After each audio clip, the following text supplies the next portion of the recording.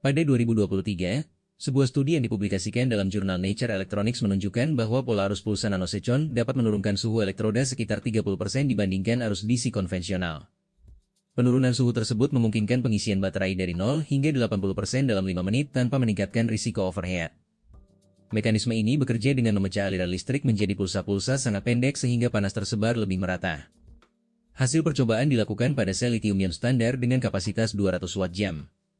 Dari data tersebut, para peneliti menyimpulkan bahwa batas kecepatan pengisian dapat diturunkan drastis bila kontrol suhu digabungkan dengan modulasi arus. Namun kecepatan itu datang dengan harga apa? Namun di balik kecepatan pengisian yang menakjubkan, ada tantangan signifikan yang mengancam keselamatan dan keberlanjutan industri. Sebanyak 35% kendaraan listrik di wilayah Asia Pasifik telah mengadopsi sistem pengisian daya 150 kW atau lebih pada tahun 2025, menandakan tren pertumbuhan yang cepat.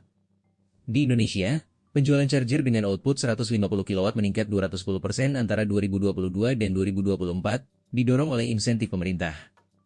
Namun studi independen pada tahun 2025 menemukan pertumbuhan dendrit sebesar 0,4% pada anoda lithium metal setelah 1.200 siklus pengisian ultrafast, sebuah indikasi kelelahan mikrostruktur. Pemerintah merespon dengan mengeluarkan Peraturan Nomor 12 Tahun 2024 yang memperketat standar keamanan bagi charger lebih dari 150 kW. Jadi bagaimana teknologi mengatasi risiko tersebut?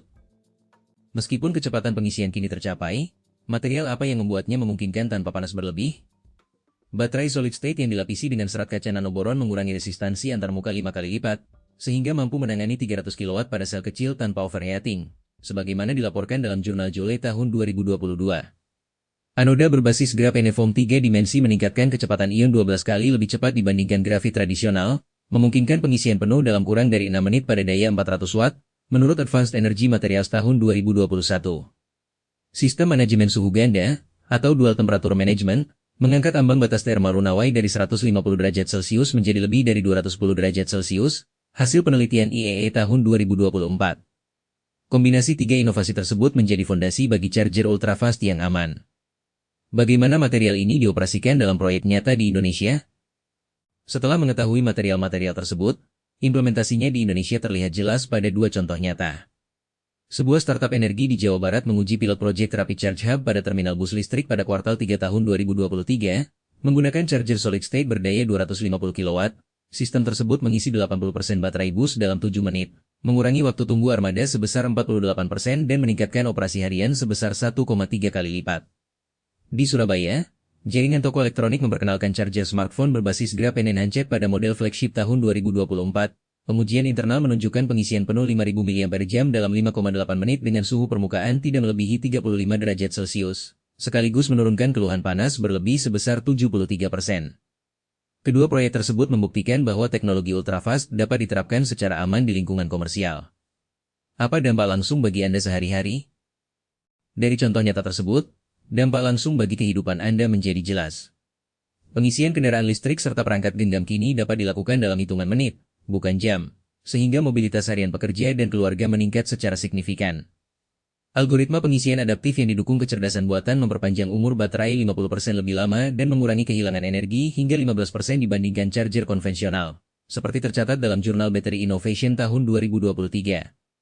Sistem manajemen suhu ganda dan baterai solid state menurunkan risiko kebakaran, memberikan rasa aman pada skuter listrik dan powerbank yang digunakan secara luas.